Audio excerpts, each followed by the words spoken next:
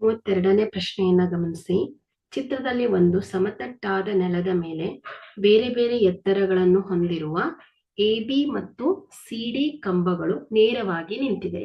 AB ಮತ್ತು ಸಿಡಿ ಕಂಬಗಳಿದೆ. ಈ ಎರಡು ಕಂಬಗಳ ಪಾದಗಳನ್ನು ಜೋಡಿಸುವ ರೇಖೆಯ ಮೇಲಿನ ಒಂದು ಬಿಂದು ಪಿ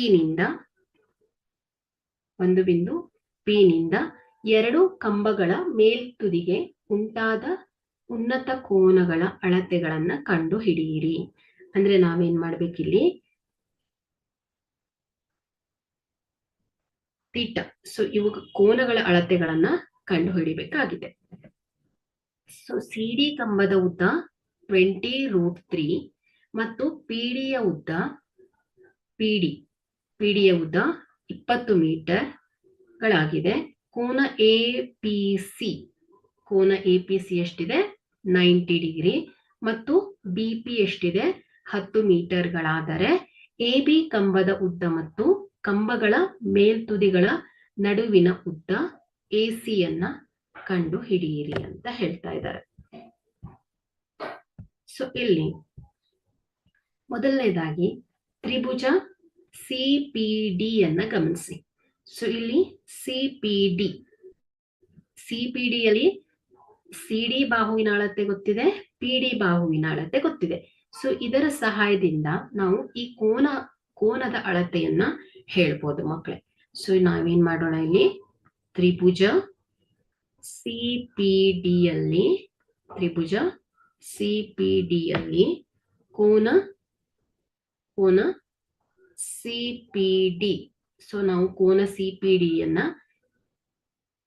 ಥೀಟಾ ಆಗಿರಲಿ ಅಂತ ತಗೊಳ್ಳೋಣ. ನಮ್ಗೆ ಅದು ಗೊತ್ತಿಲ್ಲ, ಸೊ ಅದನ್ನ ನಾವು ಹುಡುಕ್ಬೇಕಾಗಿದೆ. ಹಾಗಾಗಿ ಇದನ್ನ ಥೀಟಾ ಅಂತ ತಗೊಳ್ತೇವೆ. So tan theta is equal to ಏನಾಗುತ್ತೆ?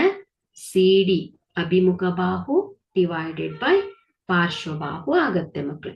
So tan theta is equal to ಏನಾಗುತ್ತೆ? 20√3 ಡಿವೈಡೆಡ್ ಬೈ 20. ಸೊ ಇದೇನಾಗುತ್ತೆ ಹೇಳಿ? 20 ಕ್ಯಾನ್ಸಲ್ ಆಗಿ ಟ್ಯಾನ್ ಥೀಟಾ ಏನಾಗುತ್ತೆ? √3 ಆಗತ್ತೆ. So √3 tan theta √3. ಸೊ √3ಗೆ ಥೀಟಾ ವ್ಯಾಲ್ಯೂ ಏನ್ ಬರುತ್ತೆ ಹೇಳಿ? 60 ಡಿಗ್ರಿ ಅಲ್ವಾ? ಹಾಗಾಗಿ ಏನಾಯ್ತು ಇಲ್ಲಿ? ಥೀಟಾ ಏನಾಯ್ತು ಮಕ್ಕಳೇ? 60 ಡಿಗ್ರಿ ಆಯ್ತು. ಓಕೆ. ಸೊ ಈಗ ನೋಡಿ, ಇಲ್ಲಿ ಈ ಒಂದು ಸರಳ ರೇಖೆಯಲ್ಲಿ ಎಲ್ಲಾ ಕೋನಗಳ ಮೊತ್ತ ಏನಿರುತ್ತೆ ಹೇಳಿ? 180 ಡಿಗ್ರಿ ಇರುತ್ತೆ. ಸೊ ಈ ಒಂದು ಕೋನ ಸಿಪಿಡಿ 60 ಡಿಗ್ರಿ ಆಗಿದೆ. ಕೋನ ಎಪಿಸಿ ಅನ್ನ 90 ಡಿಗ್ರಿ ಅಂತ ಕೊಟ್ಟಿದ್ದಾರೆ. ಹಾಗಾದ್ರೆ ಇಲ್ಲಿ ಎಪಿಬಿ ಕೋನ ಎಷ್ಟಾಗ್ಬೇಕು ಹೇಳಿ? 30 ಡಿಗ್ರಿ ಆಗ್ಬೇಕು ಅಲ್ವಾ? ಸೊ ಒಟ್ಟು ಕೋನಗಳ ಮೊತ್ತ ಏನಾಗಿರುತ್ತೆ? 180 ಡಿಗ್ರಿ ಆಗಿರುತ್ತೆ. ಸೊ ಹಾಗಾಗಿ ಇಲ್ಲಿ ಕೋನ A P B is equal to ಏನಾಗುತ್ತೆ ಮಕ್ಕಳೇ? 90 ಮೈನಸ್ 60 ಡಿಗ್ರಿ ಈಕ್ವಲ್ ಟು ಏನ್ ಬರುತ್ತೆ? 30 ಡಿಗ್ರಿ ಬರುತ್ತೆ. ಹಾಗಾಗಿ ಇಲ್ಲಿ ಏನಾಯ್ತು? 30 degree A P B 30 degree ಆಗತ್ತೆ ಮಕ್ಕಳೇ. ಓಕೆ. ಸೊ ಈಗ ನಾವೇನ್ ಮಾಡೋಣ, ತ್ರಿಭುಜ ಎ ಪಿ ಬಿ ಯಲ್ಲಿ ತ್ರಿಭುಜ ಎ ಬಿ ಪಿ ಯಲ್ಲಿ ತ್ರಿಭುಜ A B P. So A B P ಸಹಾಯದಿಂದ ನಾವೇನ್ ಮಾಡೋಣ? ಎ ಬಿ ಕಂಬದ ಅಳತೆಯನ್ನ ಹುಡ್ಕೋಣ ಮಕ್ಕಳೇ. ಇಲ್ಲಿ ಪಿ ಯ ಬಾಹುವಿನ ಅಳತೆ ಗೊತ್ತಿದೆ, ಅದೇ ರೀತಿ ಕೋನದ ಅಳತೆಯು ಕೂಡ ಗೊತ್ತಾಗಿದೆ. ಸೊ ಇವುಗಳ ಸಹಾಯದಿಂದ ನಾವೇನ್ ಮಾಡೋಣ? ಎ ಬಿ ಕಂಬದ ಉದ್ದವನ್ನ ಹೇಳೋಣ ಮಕ್ಕಳೇ. ಹಾಗಾದ್ರೆ ಇಲ್ಲಿ ಇದೇನ್ ಬರುತ್ತೆ? Tan theta is equal to A B divided by B P ಆಗತ್ತೆ. ಸೊ ಟ್ಯಾನ್ ಥೀಟಾ ಏನಿದೆ? 30 degree is equal to A B divided by B P ಆಗತ್ತೆ ಮಕ್ಕಳೇ. ಓಕೆ. ಸೊ ಟ್ಯಾನ್ 30 ಡಿಗ್ರಿ ಅಂದ್ರೆ ಏನಾಗುತ್ತೆ? 1/√3 is equal to A B divided by 10 metre. So A B is equal to ಏನಾಗುತ್ತೆ? 10 divided by √3 metre. So ಇದೇನಾಯ್ತು ಹೇಳಿ? ಕಂಬದ ಎತ್ತರ. Okay, A B ಕಂಬದ ಎತ್ತರ. ಸೊ ಈಗ ನಾವೇನ್ ಮಾಡ್ಬೇಕಾಗಿದೆ, ನಮ್ಗೆ ಏನ್ ಬೇಕಾಗಿದೆ ಇಲ್ಲಿ ಎ ಪಿ ಅಲ್ವಾ. ಸೊ ಇಲ್ಲಿ ಎ ಪಿ ಅನ್ನ ಕಂಡುಹಿಡಿಬೇಕು. ಅದೇ ರೀತಿ ಎ ಸಿಯ ಅಳತೆಯನ್ನ ಹೇಳ್ಬೇಕಾಗಿದೆ. ಸೊ ಈಗ ನಾವೇನ್ ಮಾಡೋಣ, P D C. So P D C ಇದೊಂದು ಲಂಬಕೋನ ತ್ರಿಭುಜ ಅಲ್ವಾ. ಸೊ ಕೋನ ಟಿ ಏನಾಗಿದೆ ಮಕ್ಕಳೇ, 90 ಡಿಗ್ರಿ ಇದೆ. ಹಾಗಾಗಿ ಇದೊಂದು ಲಂಬಕೋನ ತ್ರಿಭುಜ.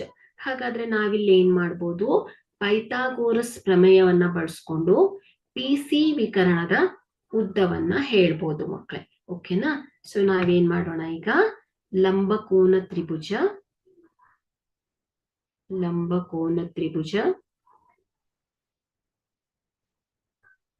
PDC ಯಲ್ಲಿ P C square is equal to ಏನಾಗುತ್ತೆ, P C square is equal to P D square plus D C square ಆಗತ್ತೆ. ಓಕೆ. ಸೊ ಇಲ್ಲಿ ನಾವು ಪಿ ಸಿ ಬಾಹುವಿನ ಅಳತೆ ಬೇಕಾಗಿದೆ, ಅದೇ ರೀತಿ ಎ ಪಿ ಕೂಡ ಬೇಕು ನಾವು.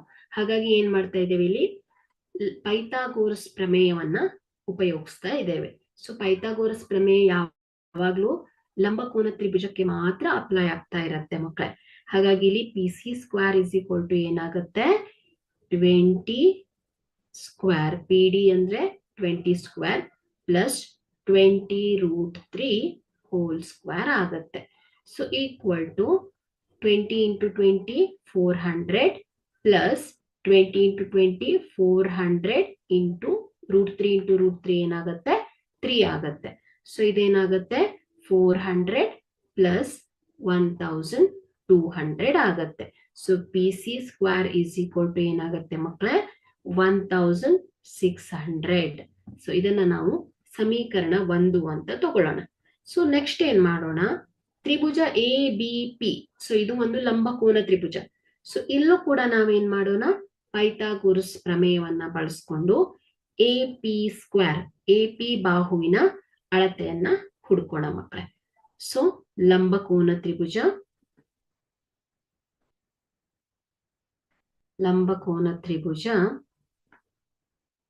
ಎ ಪಿ ಪಿ ಯಲ್ಲಿ ಏನಾಗತ್ತೆ, A P square is equal to ಏನಾಗತ್ತೆ ಮಕ್ಕಳೇ, A B square plus B P square ಆಗತ್ತೆ ಅಲ್ವಾ. So equal to A B square ಏನ್ ಬಂದಿದೆ, 20 ಅಲ್ವಾ. ಸೊ ಎ ಬಿ ಸ್ಕ್ವೇರ್ ಎಷ್ಟು ಬಂದಿದೆ,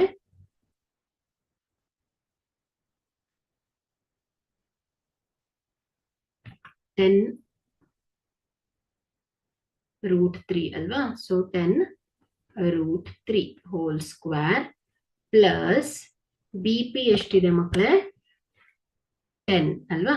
ಸೊ 10 ಸ್ಕ್ವೇರ್. ಸೊ ಇದೇನಾಗತ್ತೆ, 100 ಡಿವೈಡೆಡ್ ಬೈ 3 ಪ್ಲಸ್ 10 ಇಂಟು 10 ಏನಾಗತ್ತೆ, 100 ಆಗತ್ತೆ.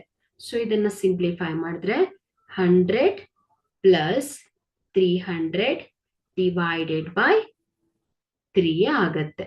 ಸೊ ಇಸ್ ಈಕ್ವಲ್ ಟು ಏನಾಗತ್ತೆ, 400 divided by 3.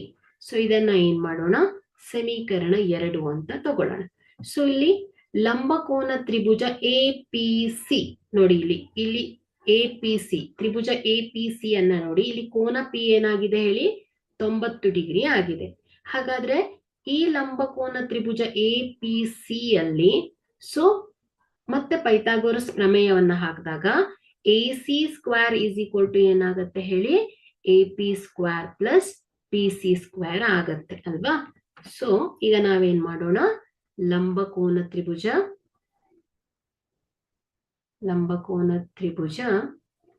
A P C ಯಲ್ಲಿ A C square is equal to ಏನಾಗತ್ತೆ, A P square plus P C square ಆಗತ್ತೆ. Okay. So ಈಗ ನಾವೇನ್ ಮಾಡೋಣ, ಇಲ್ಲಿ ಎ ಪಿ ಸ್ಕ್ವೇರ್ ಎಷ್ಟು ಬಂದಿದೆ, ಎಷ್ಟು ಬಂದಿದೆ, A P square 400 divided by 3 ಅಲ್ವಾ. So 400 divided by 3 plus P C square ಎಷ್ಟು ಬಂದಿದೆ, 1600 600. ಸೊ ಇಕ್ವೇಶನ್ 1 ಮತ್ತೆ 2 ಇಂದ ಗೊತ್ತಾಗಿದೆ ನಮ್ಗೆ. ಹಾಗಾಗಿ ಸೊ ಇದೇ ಆಡ್ ಮಾಡಿದಾಗ ಏನಾಗುತ್ತೆ, 400 plus 16 3s 48 0 0. Okay, divided by 3 ಆಗತ್ತೆ. ಸೊ ಇದನ್ನ ಆಡ್ ಮಾಡಿದಾಗ 48 ಪ್ಲಸ್ 4 ಅಂದ್ರೆ 5200 ಡಿವೈಡೆಡ್ ಬೈ 3 ಆಗತ್ತೆ. ಸೊ ಈಗ ನಾವೇನ್ ಮಾಡ್ತೀನಿ, 5200 ಅನ್ನ 400 ಇಂಟು 13 ಅಂತ ಸ್ಪ್ಲಿಟ್ ಮಾಡ್ಕೊಳ್ತಾ ಇದ್ದೇನೆ. Okay, divided by 3. ಸೊ ಇದೇನಾಗತ್ತೆ ಮಕ್ಕಳೇ, AC ಸ್ಕ್ವೇರ್ ಆಗತ್ತೆ. ಸೊ AC ಈಕ್ವಲ್ ಟು ಏನಾಗುತ್ತೆ, square root of 400 into 13 divided by 3.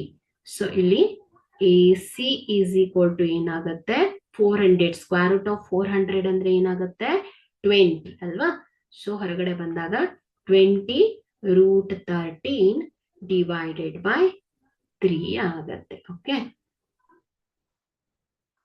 So AC is equal to ಏನಾಗುತ್ತೆ, 20 root 3 20 into root 13 divided by, so ಇಲ್ಲಿ ರೂಟ್ 3 ಅಲ್ವಾ, ಸೊ ಇದು ರೂಟ್ 3.